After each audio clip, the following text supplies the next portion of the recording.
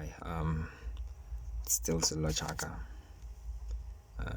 Mr. SA Chaka, and on my last video, I missed something out. I didn't explain where I got this 1024 value from. So this value can be found by looking at the type of a system that one will be using.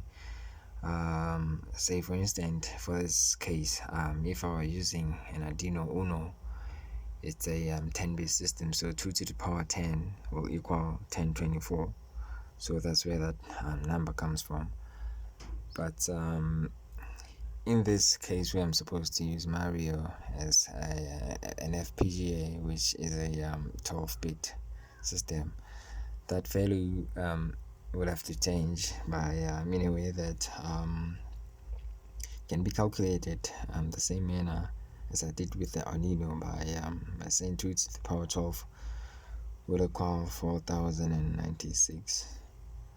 So yeah, and now getting to my final program. This is the output of my final program, and as you can see, that we only measuring temperature from 0 up to 40 degrees. So that's why I have it like this, and this is output in terms of temperature. So in electronics, the machine measures temperature in terms of voltage, not as temperature, not in degrees. So a lot of calibration had to be done in order to compensate for that. If you could have a look, this is an output of my my signal and of my input signal and the noise signal, which is a bit noisy, and this is the filtered output of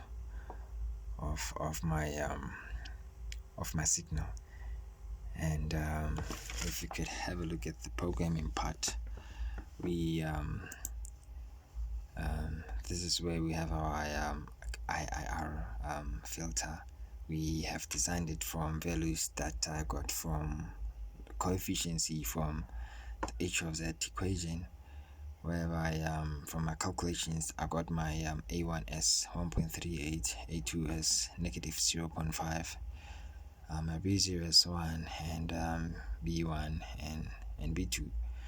And also I have this K constant, which is my called calibration factor, which I got from determining maximum values and my minimum values by using this array from my output, and then divided my minimum value with my maximum value.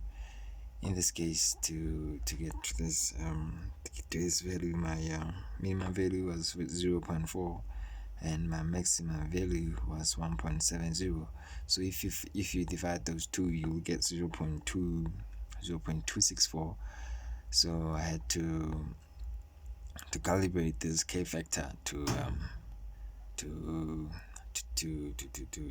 degrees. So the value I got from dividing my minimum value with my maximum value, I multiplied it by 100, so that's how I ended up with 26.4. Okay, so this is a structure of my IIR filter. Yes, and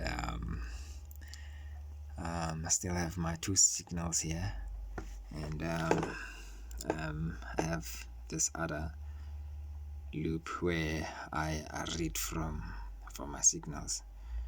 So yes, where I read from my signals by this numeric thing, and then this YN I read from output of my IR filter.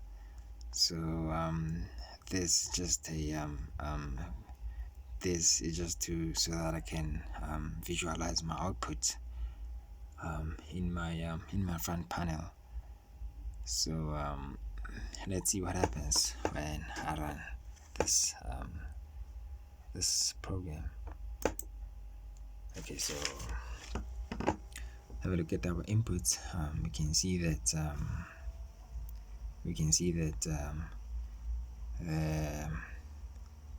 the input signals has noise, because you can see this needle is not steady, it's very shaky.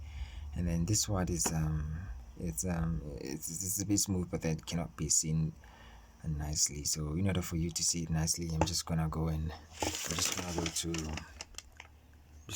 to my block diagram and edit my my input signal frequency, so that you could see if it's smooth or not. So this 15, I'm just gonna convert it.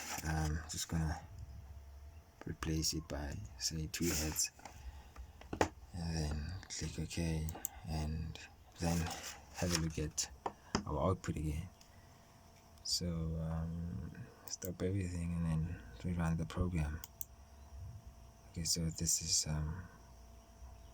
what we get. You can see that our outputs are very smooth in this case, and XFN is still shaky, proving that indeed it's the signal which with noise, and then the output it's a signal which doesn't have noise anymore. So yeah, I thank you. Oh, by the way, I have to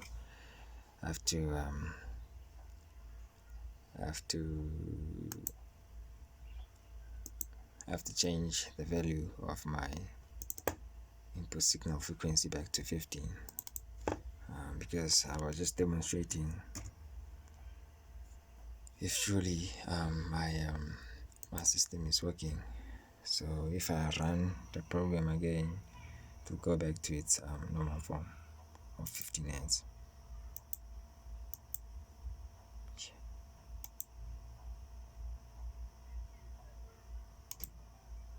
Okay, yes, thank you.